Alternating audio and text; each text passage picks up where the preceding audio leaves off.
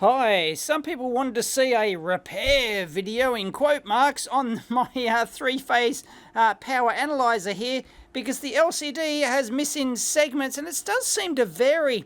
In the previous video, you saw it had two lines out, and then at the end of the video I was able to, it just came good, and I was able to actually get some images of it and include it in the video. But it seems to be this bottom part of the LCD down here, just randomly loses rows like this. So I thought we'd just open it up and have a look. I mean, it's most likely just going to be an issue with the zebra strip connections on the LCD or something like that. Now, I have actually done a teardown video on this, and I haven't watched it again, but I forgot what a complete dog this is to actually get open. You have to prise the lid off is a pain in the butt, and that's the most I can sort of flip it up. It is, it's just awful construction to try and get apart. Current over range, and it's got this absolutely crazy cube-based construction. I've actually done projects like this before, not have my own design, but I have worked on them. And well, let's just, anyway, I won't go there, but you can see it in my famous hand video, actually. But even like this, they've got this plug-in board, which plugs into here, which contains some, discrete 7.4 series logic. This is what goes off to the LCD over here, and then all of this plugs into this top card up here as well. So it's all got to wedge together as a thing. So when you turn it on without that board plugged in, you get that current over range thing. And that was a bit of a pain to get out those screws without getting the other boards out. But anyway, pretty much stock standard. You could get a replacement for this, I'm sure, if you really tried. It depends on where the mounting, the connections are and stuff like that. They might vary, but it's just a dot matrix module, and you'll note that it's got the clips here, so it's not going to be any of the driving circuitry like that. It's going to be as I said, the zebra strips underneath. So to really fix this, we could just have a go at trying to maybe tighten these up a bit, which will pull the zebra strips across, but I think I'll just take it apart and give the zebra strips a wipe over and put it back together. So you just give those a little squeeze like that and they straighten right back up. They do feel a little bit loosey-goosey, actually. Should be good. Now that screen should pull out. It may require a screwdriver. You can see the zebra strip in there. A little bit annoying doing this behind the camera. Always gets in the way, but it's coming out. There we go. Oh, there's our... Yep, there's our zebra. Oh, no, the whole thing, just the bezel came off. Look at that. Anyway, there's our zebra strips up there, top and bottom. Oh, hang on. Those zebra strips, you can see them along there like that. They're actually only for, you can see the individual connections like that. They're only for the columns. If I get it at the right angle, yep, I think you can. Yep. You can see it there. There you go. If I get in the light, you can see the connections in there like that on the glass surface, and they'd be top and bottom. There you go. Yeah, so you can see them along there. They're for the columns. There you go. So it's split into two halves like that.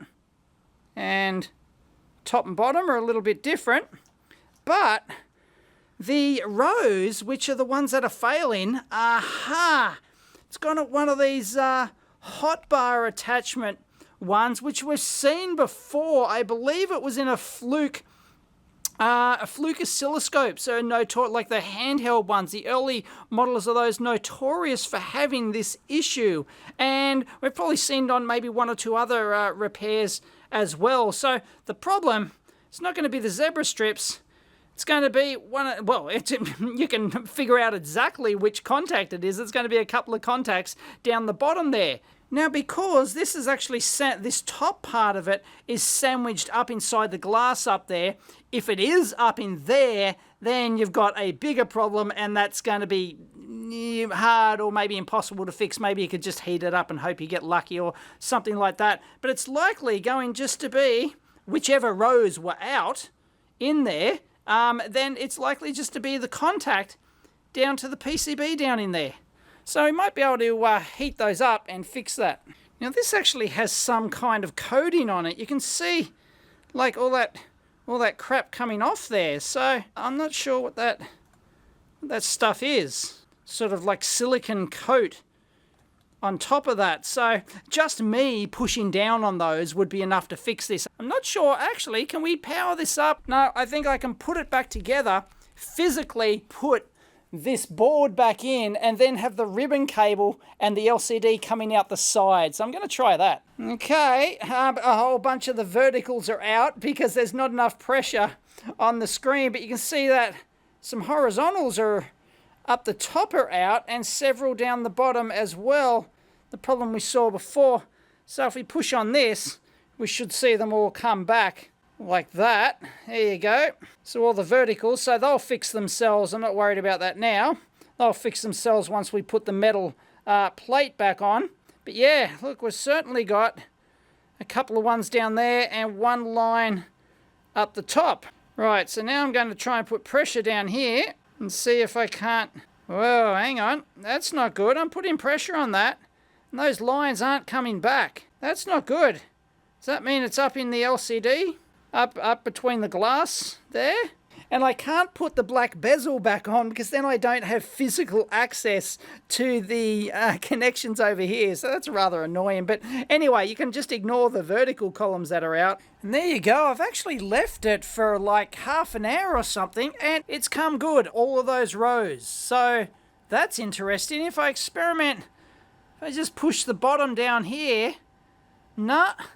So perhaps it's some sort of thermal related issue, and that's maybe not surprising considering that, well, not that there's any heat being generated here, but it's interesting that over time it causes that. So and if I turn it off and then back on straight away, see, comes good again.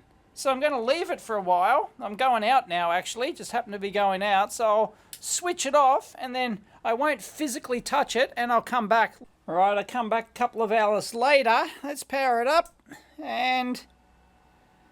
Nah, it's still good. Dang. Come on. Damn it. Now I don't have a fault to fix. All right, let's see if we can thermally abuse it. So I'll get the air duster, turn it upside down, which turns it into instant freezer spray, and let's spray.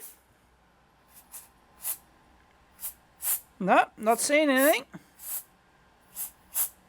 No. Nothing on the cold side.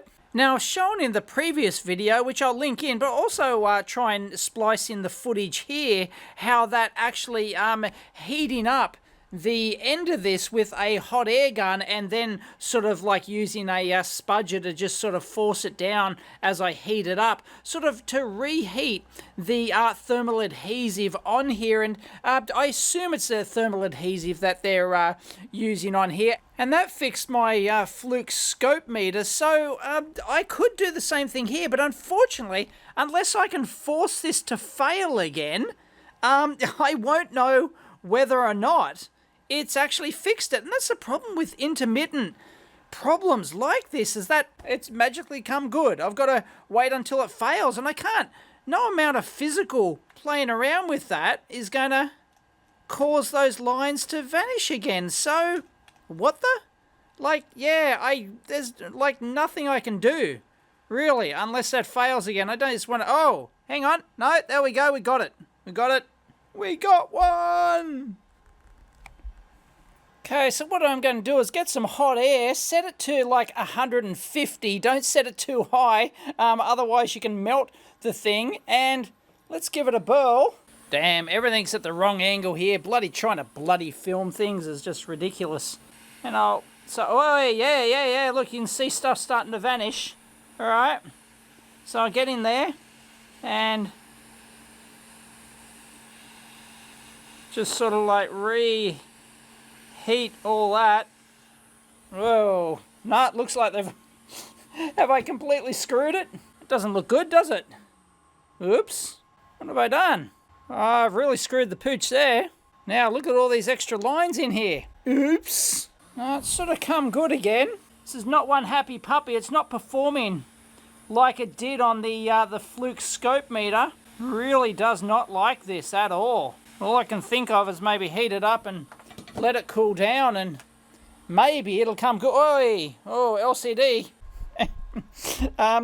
Yeah, bit of a heat problem there with the LCD. Well, these flat flex interfaces, they're just horrible. Of course, I don't have the exact specs on what they've used here, but geez, it's just so touchy, and it really doesn't seem any really easy, way to fix this. I have fixed these before by doing exactly this, actually heating it up a little bit and pressing them back down, and just hope that the thermal adhesive takes again. And so it has actually come good now. I've put the bezel back on, and well, I don't know, fingers crossed, but only like long-term use will show if we've fixed this or not. So there you are, it's on, it's back together, and it looks like we're good to go, but you don't know. I mean, these things are so dodgy, and of course we're just really just putting a band-aid on the problem. We're not,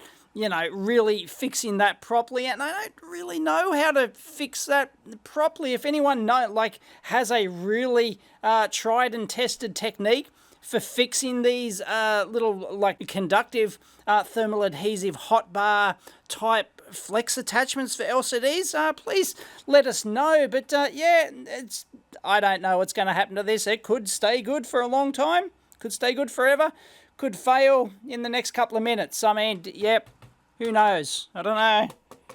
Touch wood. Hello, McFly. It seems all right. Anyway, I hope you like that, and as I said, I'll link in the Fluke video as well for the Fluke scope, which had a similar problem. It had a much larger issue than this one, so that's worth checking out. That'll be up the end here somewhere at the end of the video. Anyway, hope you enjoyed that. If you did, please give it a big thumbs up. As always, discuss down below and over on the EEVblog forum. And by the way, I am on other platforms. For those who ask, there's a lot of people who ask. Probably my main other platform would be BitChute. So please go over to bitchute.com/EEVblog and you can watch me over on BitChute. Unfortunately, it's only in 720p because that's all it allows the transfer of at the moment. But yeah, it's a nifty alternative to YouTube. If the Australian government haven't censored it. That happened today. Yeah. Catch you next time.